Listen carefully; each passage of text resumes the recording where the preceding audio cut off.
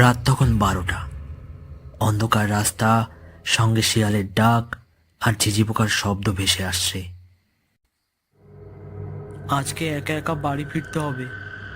আশেপাশে কাউকে তো দেখছি না। পাকনামি করে বন্ধুদের সাথে থেকে যাওয়াটা একদম উচিত হয়নি। তার উপর সামনে পুতুলপুরের শ্মশান ঘাট। শুনেছি রাত 12টার পর যেই ওই শ্মশান ঘাটের পাশ থেকে যায় তার সাথে কোনো না কোনো বিপদ ঘটে। এইভাবে আপন মনে বলতে বলতে নিশাদ হাঁটতে থাকে। কিছু দূর যেতেই নিশাদ একটা হাসির আওয়াজ শুনতে পায়।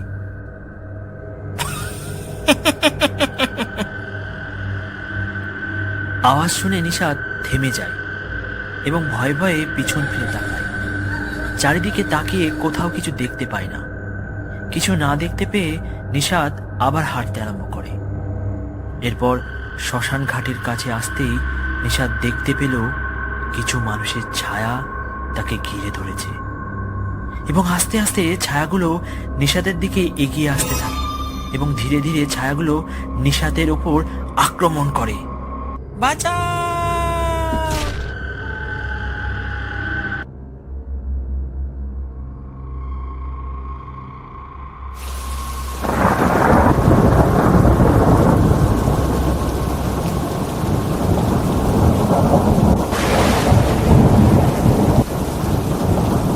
কি গো সমুদা, ট্রিটটা কবে দিচ্ছ? মানে কিসের ট্রিট আবার? এই যে শুনলাম তুমি প্রমোশন পেয়েছো। খবর পেয়ে গেছিস তাহলে? ঠিক আছে, বল তোরা কি খাবি? বাইরে তো বৃষ্টি হচ্ছে, তাহলে চা আর গরম গরম সিঙ্গাড়া বলি।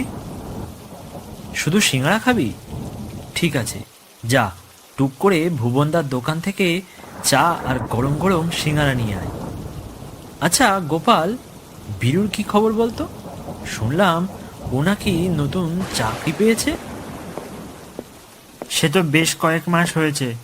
সত্যি বলতে বীরু বেশ কয়েক বছর ধরে চাকরির চেষ্টা করছিল, শেষমেশ চাকরিটা পায়। কিন্তু কপালে না থাকলে কি আর হয়? মানে কপালে না থাকলে মানে? ঠিক বুঝলাম না, ঠিক করে খুলে বলতো। চাকরি পাওয়ার পর বেশ কিছুদিন ঠিকঠাক চলছিল, কিন্তু হঠাৎ করে সব কিছু ছেড়ে ছুড়ে বীরু বাড়িতে চলে আসে। আর তারপর থেকেই বীরুকে রাস্তাঘাটে কোথাও দেখতে পাই না। কি করছে, কোথায় আছে, কিছুই জানি না। কেন, এমন কি হলো যাতে বীরুকে চাকরি ছাড়তে হলো? শুনেছি বীরু যে বাড়িতে ভাড়া থেকে চাকরি করত, সেই বাড়িতে ভূতের উপদ্রব ছিল। মাঝে মাঝে বীরুর উপর অদ্ভুত আচরণ করত, যার ফলে বীরুর মানসিক ভারসাম্য নষ্ট হয়।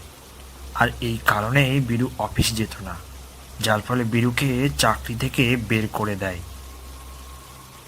আজকাল ভূতের উপদ্রব সব জায়গাতেই। আমার সাথেও একবার এরকম ঘটনা ঘটেছিল। অনেক কষ্টে উদ্ধার হয়েছিলাম। কি বলছো সৌমদা, তোমার সাথে এরকম ঘটনা ঘটেছিল? তাহলে শোনাও না প্লিজ। দাঁড়াও দাঁড়াও সৌমদা, আমি শুনবো।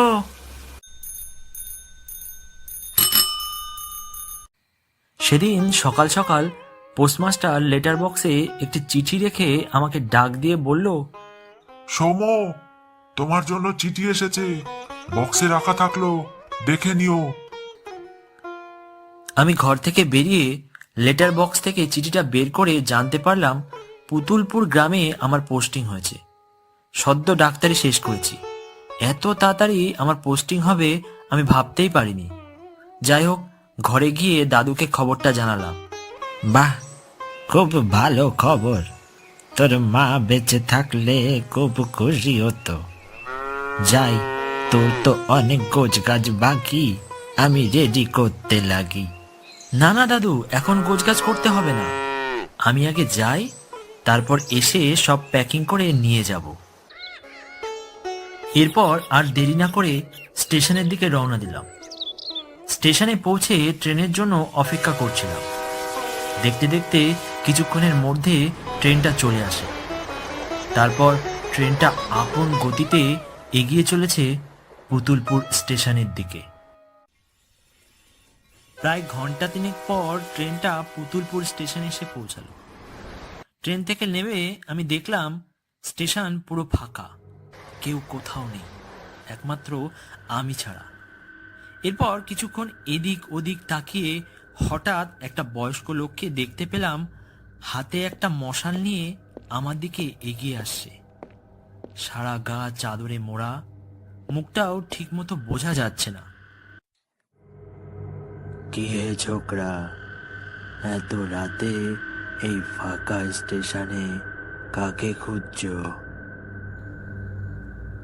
কাউকে খুঁজছি না, আসলে পুতুলপুর হসপিটালে আমার নতুন জব লেগেছে, কিন্তু কিভাবে যাব ঠিক বুঝে উঠতে পারছি না, আর কাউকেও তো কোথাও দেখতে পাচ্ছি না।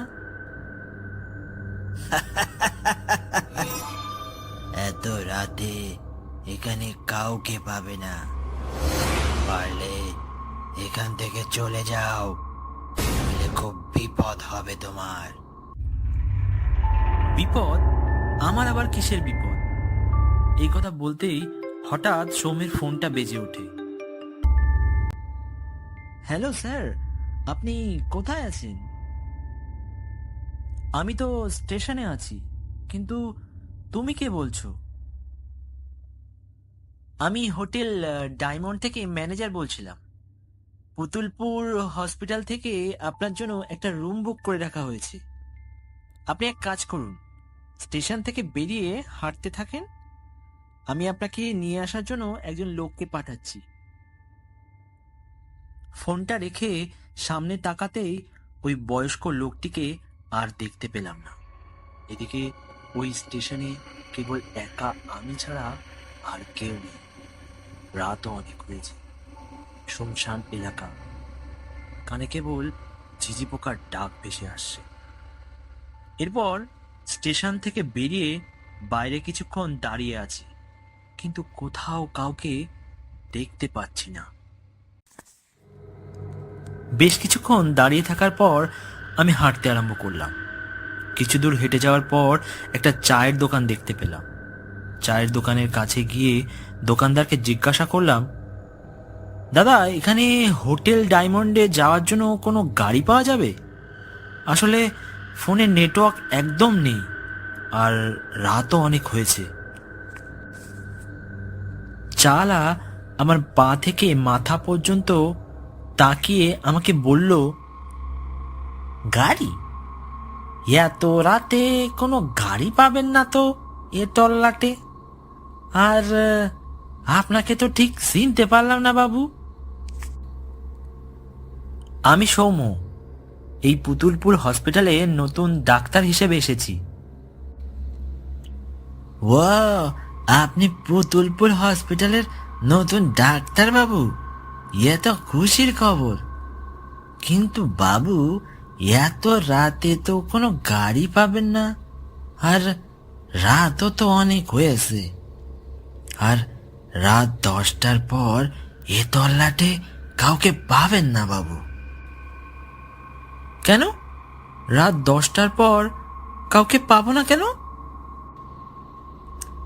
আসলে বাবু, সামনে পুতুলপুরের শ্মশান ঘাট, আর রাত 10টার পর যেই ওই রাস্তা দিয়ে চলাফেরা করে তার কোনো না কোনো বিপদ ঘটে। রাত 10টার পর এমন কি ঘটে যে লোকে রাস্তায় চলাফেরা করতে পারে না? তা বাবু বলতে পারবো নি, কখনো নিজের চোখে দেখি নাই।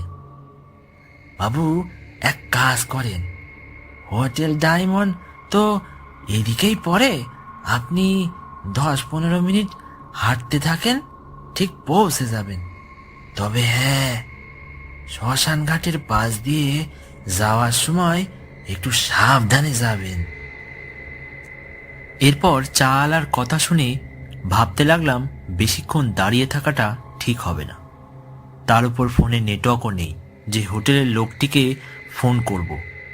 এর থেকে গুটি গুটি পায়ে হেঁটে যাওয়াটাই ঠিক হবে। তারপর অন্ধকার রাস্তা দিয়ে আমি হাঁটতে লাগলাম। চারিদিকে শুধু অন্ধকার আর ঝিঝি পোকার ডাক ভেসে আসছে। কিছু দূর হেঁটে যাওয়ার পর হঠাৎ পেছন থেকে কে যেন ভারী গলায় বলে উঠল, কোথায় যাচ্ছেন বাবু? আমি পেছন ফিরে তাকিয়ে দেখলাম একজন অদ্ভুত অবস্থায় একটা ভ্যান নিয়ে দাঁড়িয়ে আছে, আর তার ভ্যানের উপর সাদা কাপড়ে মোড়ানো কিছু রয়েছে। সে হঠাৎ করে ভারী গলায় আমাকে জিজ্ঞাসা করল, কি বাবু, কোথায় যাবেন? বললেন না তো? তার কথা শুনে আমি রীতিমতো থতমতো খেয়ে গেলাম এবং বললাম, মানে এই সামনে যে ডায়মন্ড হোটেল আছে ওখানে যাব। বাহ, তাহলে উঠে আসুন, আমি আপনাকে পৌঁছে দিচ্ছি। আপনি আমাকে নিয়ে যাবেন?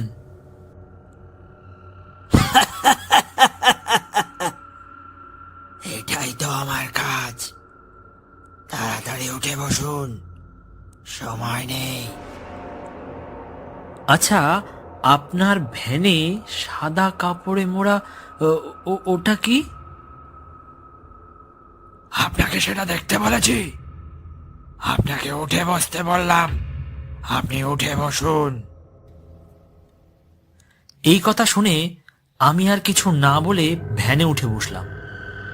ভ্যানে উঠে মনে মনে ভাবতে লাগলাম, লোকটা এইরকম ভাবে কথা বলছে কেন, আর মুখটাও ঠিক বোঝা যাচ্ছে না। তার উপর সাদা কাপড়ে মোড়া ভ্যানের ওপর ওটা আবার কি? এ কথা ভাবতে ভাবতেই হঠাৎ ভ্যানালা বলে উঠল, কি বাবু, ভ্যানের ওপর ওটা কি? এটাই তো ভাবছেন? এটা শুনে আমি রীতিমতো থতমতো খেয়ে গেলাম এবং বললাম, আমি কি ভাবছি আপনি জানলেন কি করে? সব জানি বাবু, আমি সব জানি। এই কথা শোনার পর কেমন যেন হঠাৎ ভয় লাগতে শুরু করলো। সত্যি বলতে সহজে আমি ভয় পাই না, তবে হঠাৎ কেন জানি না আজ একটু ভয় লাগতে শুরু করেছে। এরপর বেশ কিছুক্ষণ চুপচাপ এইভাবে ভ্যানটা চলতে লাগলো। কিছু দূর যাওয়ার পর হঠাৎ আমার মনে হচ্ছে ওই ভ্যানে থাকা সাদা কাপড়ে মোড়া জিনিসটি জ্যান্ত হয়ে আমার পেছনে দাঁড়িয়ে আছে। আমি আস্তে আস্তে পেছন ফিরে তাকিয়ে দেখলাম সেই সাদা কাপড়ে মোড়া জিনিসটি একটা ভয়ঙ্কর মানব রূপ ধারণ করে আমার সামনে দাঁড়িয়ে আছে। এরপর হঠাৎ করে ভ্যানটা ওই শ্মশান ঘাটের সামনে এসে থেমে যায়। এরপর দেখতে পেলাম ওই ভ্যান চালক আমাকে বলছে, হে ডাক্তার, আবার মানুষ খুন করবে? সেটা তো হতে দেব না। আমি কেন মানুষ খুন করব? আর তোমরা কারা? আমরা হচ্ছি সেই মানুষ যাদেরকে তোরা খুন করেছিস। আজ তোকে ছাড়বো না, ছাড়বো না তোকে। এরপর হঠাৎ করে দেখতে পেলাম 7 থেকে 8 জন কোথা থেকে আমার সামনে এসে উপস্থিত হয়েছে, যাদের দেখতে খুবই ভয়ঙ্কর। তারপর আমি দেখলাম সবাই মিলে আমাকে মারার জন্য আস্তে আস্তে আমার দিকে এগিয়ে আসছে। আমিও তখন তাদের হাত থেকে বাঁচার জন্য দিশে বিশে না পেয়ে দৌড়াতে আরম্ভ করলাম। কোথায় যাচ্ছি, কি করছি কিছুই বুঝে উঠতে পারছি না, শুধু আপন বেগে দৌড়াতে লাগলাম। দৌড়াতে দৌড়াতে হঠাৎ একটা পাথরে আঘাত খেয়ে আমি পড়ে গেলাম এবং সেখানেই অজ্ঞান হয়ে গেলাম। চোখ খুলে দেখতে পেলাম আমি হোটেলের একটি রুমে রয়েছি। হোটেলের ম্যানেজার মুখ থেকে জানতে পারলাম যে সকালে আমাকে রাস্তায় অজ্ঞান অবস্থায় পড়ে থাকতে দেখে ওই হোটেলের স্টাফ আমাকে এই রুমে নিয়ে এসেছে। কাল রাতে ঘটা ঘটনা ওই ম্যানেজারকে খুলে বললে ম্যানেজার জানায় যে বহুকাল আগে একজন ডাক্তার ভুল চিকিৎসা করে বহু মানুষকে মেরে ফেলেছিল, আর তারপর থেকেই ওই শ্মশান ঘাটে আশেপাশে যেই যায় তার সাথে এই রকম ঘটনা ঘটে। তবে এর জন্য কখনো কারো কোনো ক্ষতি হয়নি। বাবা, এ তো খুব ভয়ঙ্কর ঘটনা।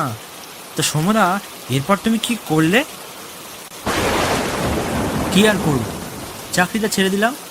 আর তারপর থেকে কি করছি না করছি সবটাই তো জানিস। কিরে টুকাই, শুধু গল্প শুনলে হবে? সিঙ্গারাটা যে নিয়ে আসলি ও তো ঠান্ডা হয়ে গেল। দে দে দে, শিগগিরই দে, সিঙ্গারাটা খাই।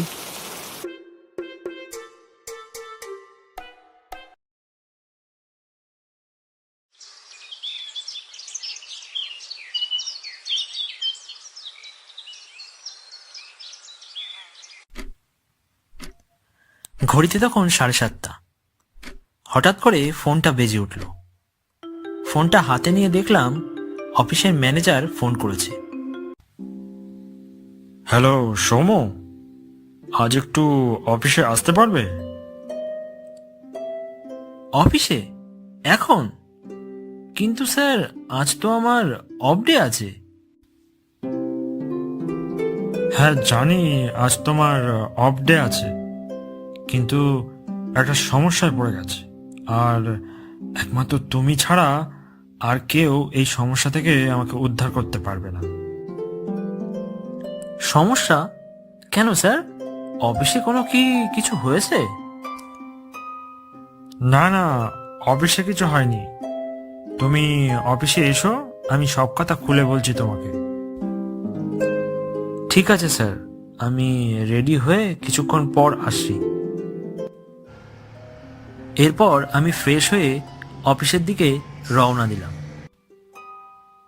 আসলে হয়েছে কি সৌম, গতকাল রাতে একটা 1 লাখ টাকার চেক মিস্টার বোসকে পাঠানোর দরকার ছিল, কিন্তু কাজের চাপে আমি একদমই ভুলে গেছি।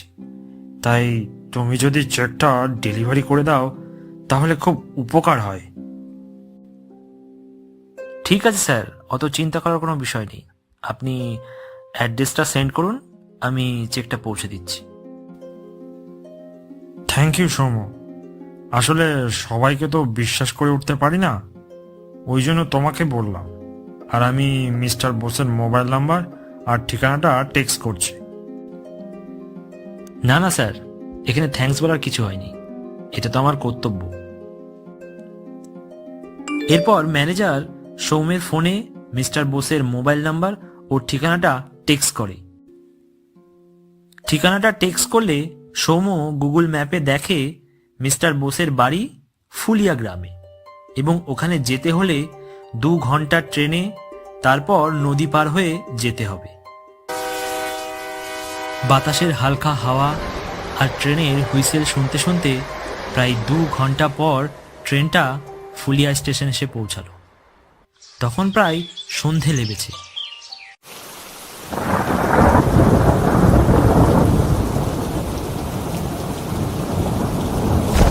স্টেশন থেকে বেরোতেই হঠাৎ মুষলধারে বৃষ্টি।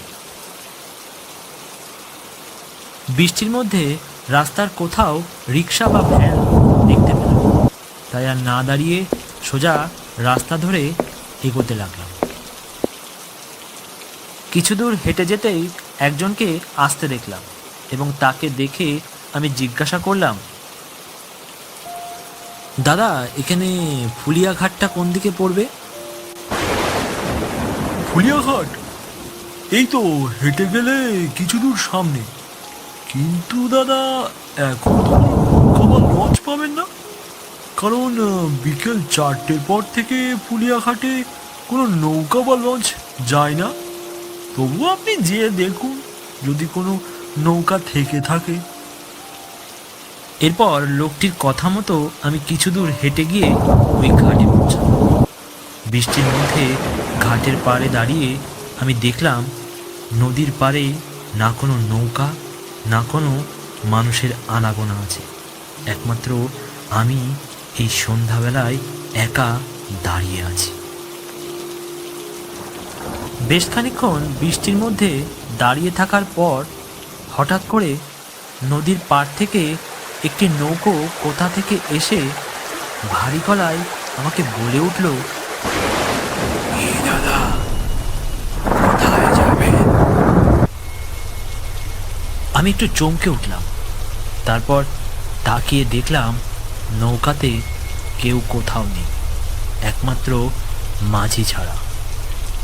মাঝির চেহারাটাও ঠিক বোঝা যাচ্ছে না, আবছা অন্ধকারে। তারপর মাঝির কথার উত্তরে আমি বললাম, ফুলিয়াঘাটে চন্দনবাবুর বাড়িতে যাব। উঠে আসুন, আমি পৌঁছে দেব। এরপর আমি কোনো কিছু না ভেবে তাড়াতাড়ি নৌকায় গিয়ে উঠলাম। আকাশে তখনও ঘন কালো মেঘের ছায়া আর মুষলধারে বৃষ্টি পড়ছে। এরপর নৌকাটা চলতে শুরু করলো। নৌকাটা চলতে শুরু করলে হঠাৎ আমার ফোনটা বেজে ওঠে। হ্যালো, কে বলছেন?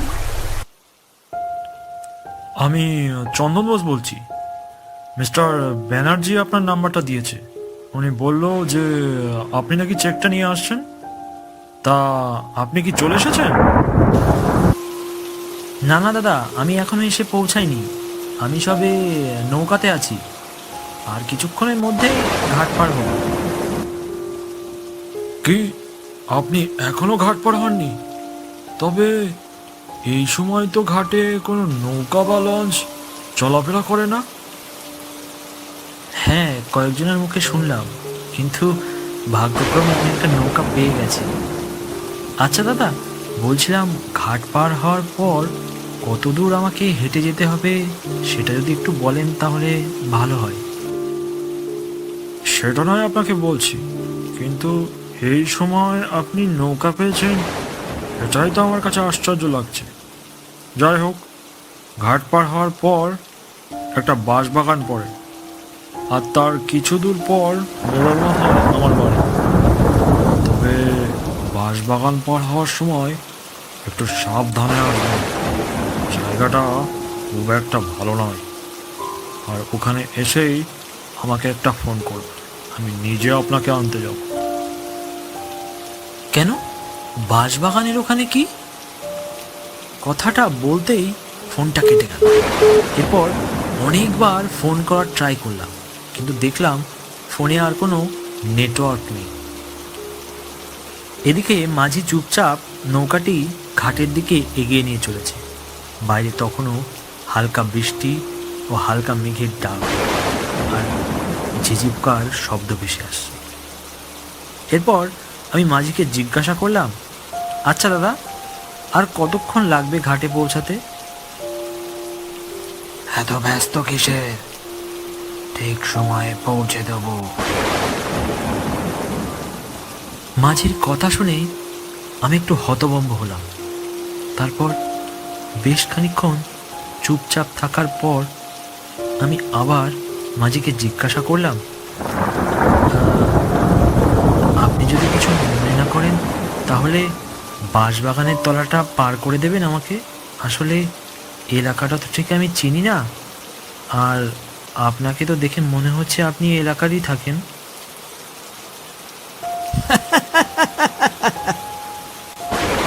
পৌঁছে দেব, অবশ্যই পৌঁছে দেব। মাঝির এই অট্টহাসি দেখে আমি আবারও অবাক হলাম। তবে এবার আর কোনো কিছু জিজ্ঞাসা করার সাহস পেলাম না, তাই চুপচাপ বাড়ি যাওয়ার অপেক্ষায় রইলাম। এরপর নৌকা ঘাটে এসে পৌঁছায়। নৌকা থেকে নেমে পেছন ফিরে মাঝিকে টাকা দিতে যাব, ঠিক তখনই এক অবাক কাণ্ড দেখলাম। মাঝি সহ নৌকাটি নদীর উপর আর নেই। আমি রীতিমতো ভয় পেয়ে গেলাম।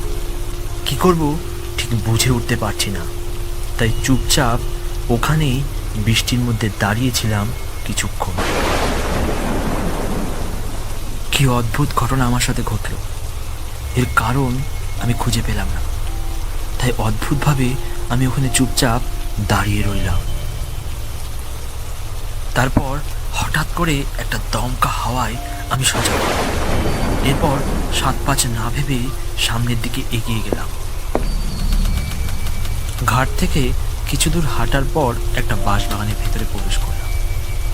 বাঁশবাগানের পাশ দিয়ে হেঁটে যাওয়ার সময় মনে হলো আমার পেছন পেছন কে যেন হেঁটে আসে।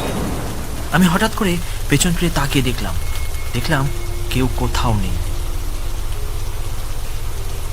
আকাশে তখনও হালকা মেঘ, গুড়ি গুড়ি বৃষ্টি পড়ছে।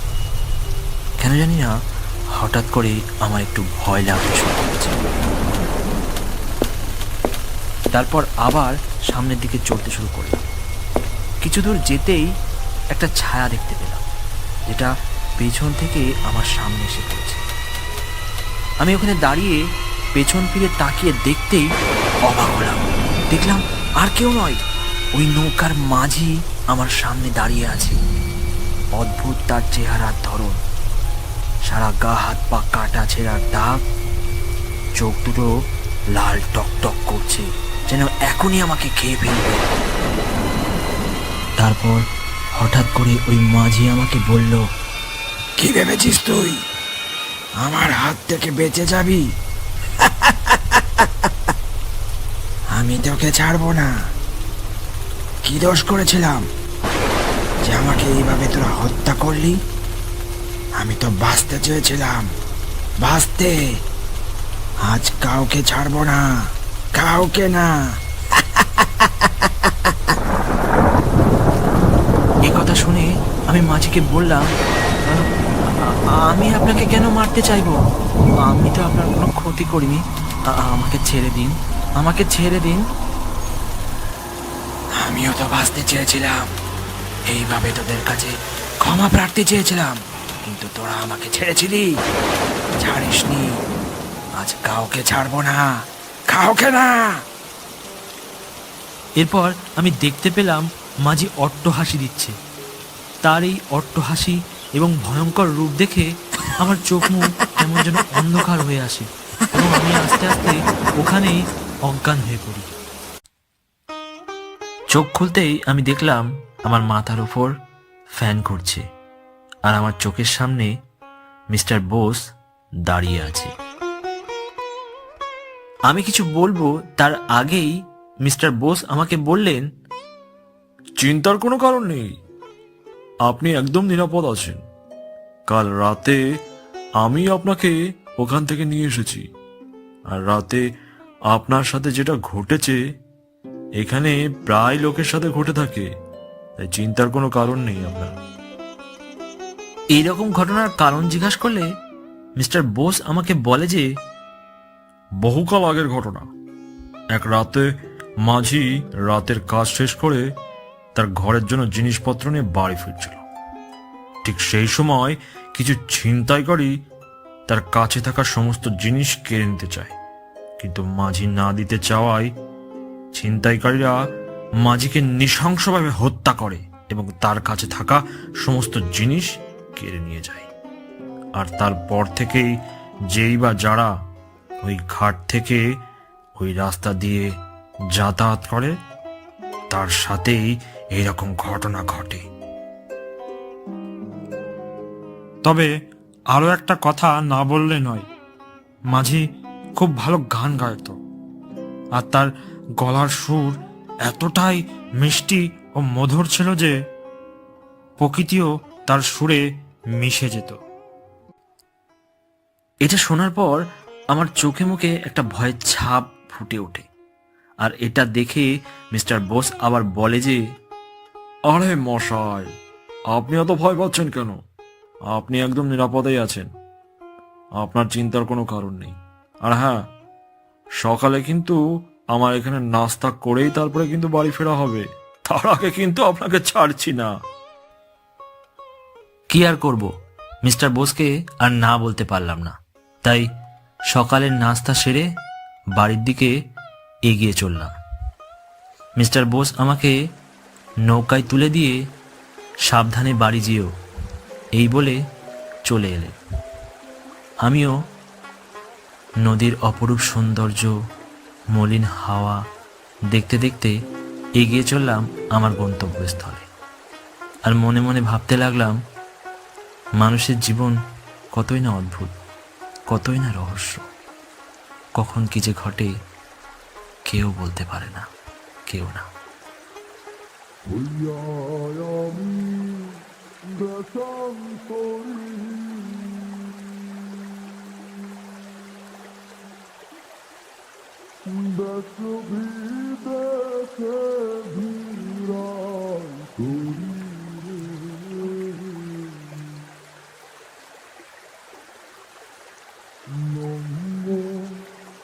Really